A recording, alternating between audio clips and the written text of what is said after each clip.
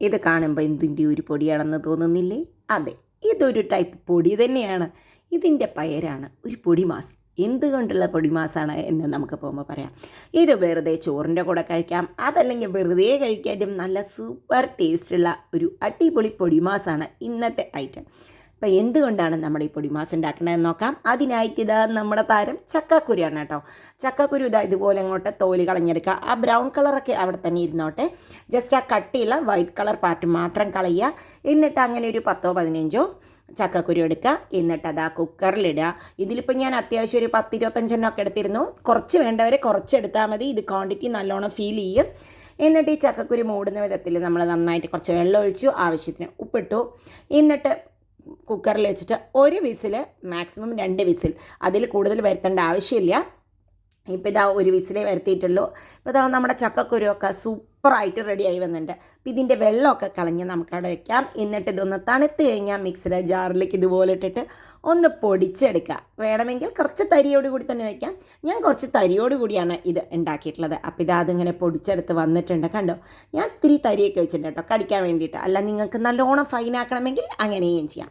ഇനി ഈ പൊടിമാസിലേക്കൊരു മിക്സ് വേണം. അതിനായിട്ടൊരു പാൻ വെച്ചിട്ടുണ്ട്. പാനിലേക്ക് നമുക്കൊരു കുറച്ച് വെളിച്ചെണ്ണ വെച്ചതിന് ശേഷം 2 ചുവന്ന മുളകും, ഞാനിവിടെ കളറിന് വേണ്ടിയിട്ട് കാശ്മീരി ചില്ലിയും കൂടി ചേർക്കേണ്ട ഒരു 2-3 കാശ്മീരി ചില്ലിയും കൂടി ചേർക്കുന്നുണ്ട്.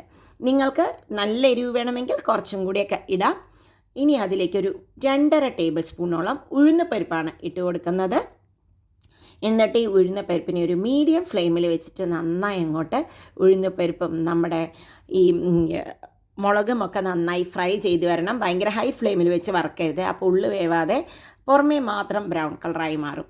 അപ്പോൾ ഇതാ നമ്മൾ നന്നായി ഒന്ന് വഴറ്റി വരണം. അതായത് നല്ലൊരു ഫ്ലേവറൊക്കെ നമ്മുടെ ഈ ഉഴുന്നപ്പരിപ്പെന്ന് വരണം. ഇപ്പം ഇതാ റെഡിയായി വന്നിട്ടുണ്ട്. കണ്ടോ, ഇനി ഇതിലേക്ക് നമുക്ക് ഇട്ട് കൊടുക്കേണ്ടതാണ് കായത്തിൻ്റെ പൊടി. ഞാനിവിടെ 1 ടീസ്പൂണോളം കായത്തിൻ്റെ പൊടി ഇട്ട് കൊടുത്തിട്ടുണ്ട്. നിങ്ങൾക്കിപ്പോൾ ഇതിന് പകരം ഇപ്പോൾ കായമാണ് നല്ലതിടാനുള്ളത് എങ്കിൽ അതായിരിക്കും കുറച്ചും കൂടി ഫ്ലേവർ കൊടുക്കുക. അങ്ങനെയാണെങ്കിൽ കായം സെപ്പറേറ്റ് ഒരു ചെറിയ പീസ് എടുത്തിട്ട് പൊരിച്ചെടുത്തതിന് ശേഷം ഇതിൽ മിക്സ് ചെയ്യുക. ഇനി ഇത് ഓഫ് ചെയ്ത് തണുത്തതിന് ശേഷം നമുക്ക് പൊടിച്ചെടുക്കാം. അപ്പോൾ ഇതാ മിക്സിയുടെ ജാറിലേക്ക് അതിട്ട് കൊടുത്തിട്ടുണ്ട്. ഇതിൻ്റെയും തരി എന്ന് പറഞ്ഞാൽ നിങ്ങളുടെ ടേസ്റ്റിനനുസരിച്ചാണ്. അപ്പോൾ കുറച്ച് തരിയോടുകൂടി വേണമെന്നുണ്ടെങ്കിൽ അങ്ങനെ പൊടിച്ചെടുക്കുന്നതാണ് ഇതിനൊരു ടേസ്റ്റ്. കുറച്ച് ഉപ്പിട്ട് കൊടുക്കാം. അപ്പോൾ ഇത് പെട്ടെന്ന് തന്നെ ഗ്രൈൻഡായി കിട്ടും. ഉപ്പ് നമുക്ക് ഒന്ന് പൊടിയാൻ കുറച്ചും കൂടി ഈസിയാക്കാം. അപ്പോൾ ഇതാ നമ്മുടെ ആ പൊടിമാസനുള്ള കൂട്ട് റെഡിയായി വന്നിട്ടുണ്ട് കേട്ടോ. ഇനി നമുക്ക് പൊടിമാസ് ഉണ്ടാക്കാം. അതിനായിട്ട് ഇതേമാതിരി ഒരു പാൻ വെച്ചിട്ടുണ്ട്. പാനിലേക്ക് നമുക്ക് കുറച്ച് വെളിച്ചെണ്ണയാണ് ഒഴിച്ച് കൊടുക്കുന്നത്. അധികം ഓയിലൊന്നും വേണമെന്നില്ല. 1-2 ടീസ്പൂണോളം ഓയിൽ ഒഴിച്ച് കൊടുത്തിട്ടുണ്ട്. ഇനി അതിലേക്ക് കടുകിട്ട് കൊടുക്കുക. കടുക് നന്നായി പൊട്ടി വരുമ്പോൾ ഒരു 5 ചെറിയ ഉള്ളി ഞാൻ ചെറുതായി അരിഞ്ഞിട്ടുണ്ട്. ഉള്ളി ഓപ്ഷനിലാണ്. ഉള്ളിയുടെ ഫ്ലേവർ നല്ലോണം ഇഷ്ടമുള്ള ആൾക്കാർക്ക് ഇതിൽ ഇട്ട് കൊടുക്കാം. അപ്പോൾ ഇങ്ങനെ ആകുമ്പോൾ ഉള്ളിയും അതും കൂടി അതിനിടെ ആ വെളിച്ചെണ്ണയിൽ മൂപ്പിച്ച് വരുമ്പോൾ ഒരു സ്പെഷ്യൽ മണമാണല്ലോ. ഒരു കുറച്ച് കരിവേപ്പിൻ്റെ ഇലയും കൂടി ഇട്ട് കൊടുത്തിട്ടുണ്ട്. എന്നിട്ട് ഉള്ളി അങ്ങോട്ട് നന്നായി അങ്ങോട്ട് മുരിഞ്ഞ് വരട്ടെ. അപ്പോൾ ഇതാ വന്നിട്ടുണ്ട്. അപ്പോൾ അതിലേക്കൊരു കുറച്ച് ഒരു ലേശം കായപ്പൊടിയും കൂടി ഇട്ട് കൊടുത്തിട്ടുണ്ട്. ഒരു 1/4 ടീസ്പൂണോളം കായപ്പൊടി ഇങ്ങനെ എണ്ണയിൽ മൂത്ത് വരുമ്പോൾ നല്ലൊരു ഫ്ലേവർ കിട്ടും. അതിനും കൂടിയാണ് ഇട്ട് കൊടുത്തിരിക്കുന്നത്. നിങ്ങൾ പൊടിമാസ് ഉണ്ടാക്കണ പൊടിയിൽ കായം വലുതാണ് ചേർത്തച്ചാൽ ഈ കായപ്പൊടി ചേർക്കണ്ട. ഇനി ഇതാ പൊടിച്ച് വെച്ചിട്ടുള്ള ചക്കക്കുരു ഇട്ട് കൊടുത്തിട്ടുണ്ട്. കണ്ടോ, ഇതൊരു 25 ചക്കക്കുരുകളുണ്ടായിരുന്നു. അതുകൊണ്ട് തന്നെ ഇത് നിറയെ ക്വാണ്ടിറ്റി ഉണ്ടായിരുന്നു. ഒരു 10 ചക്കക്കുരുവൊക്കെ ഇട്ടിട്ട് ഉണ്ടാക്കിയാൽ തന്നെ ധാരാളമായിട്ട് തോന്നും. ഇനി ആ പൊടിമാസിൻ്റെ പൊടിയും കൂടി ഇതിലേക്ക് ഇട്ട് കൊടുക്കാം. ഇങ്ങനെ പൊടി നിങ്ങൾക്ക് ഉണ്ടാക്കി വെച്ചിട്ട് വേറെ എന്തെങ്കിലുമൊക്കെ ഉണ്ടാക്കുമ്പോഴും ഇതിൽ ചേർത്തി കൊടുക്കാം. അപ്പോൾ ഈ പൊടി തന്നെ നല്ലൊരു ഫ്ലേവറാണ്. ഇത് നന്നായി ഒന്ന് മിക്സ് ചെയ്തെടുക്കുക. ഇത് കണ്ടോ, നന്നായി ഒന്ന് മിക്സ് ചെയ്ത് വരുന്നുണ്ട്. അപ്പോൾ മുളക് പൊടിയൊക്കെ ഇതിലേക്ക് ചേർന്ന് നല്ല അടിപൊളിയാവും.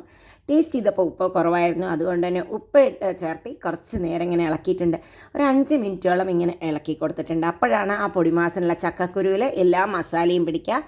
ഇതാ നമ്മുടെ ഒരു പൊടിമാസൊക്കെ റെഡായി വന്നിട്ടുണ്ട്. അടിപൊളി ടേസ്റ്റാണ് കേട്ടോ. ഇതിങ്ങനെ ഉപ്പുള്ള അവിലോസ് വഴിയൊക്കെ കഴിക്കണ മാതിരിയൊക്കെ വേണമെങ്കിൽ വിചാരിക്കാം. നല്ല അടിപൊളി ടേസ്റ്റായിരുന്നു. വെറും തൈരും ചോറും ഈ പൊടിമാസം കൂടി അടിപൊളി ഡിഷ് തന്നെയാണ്.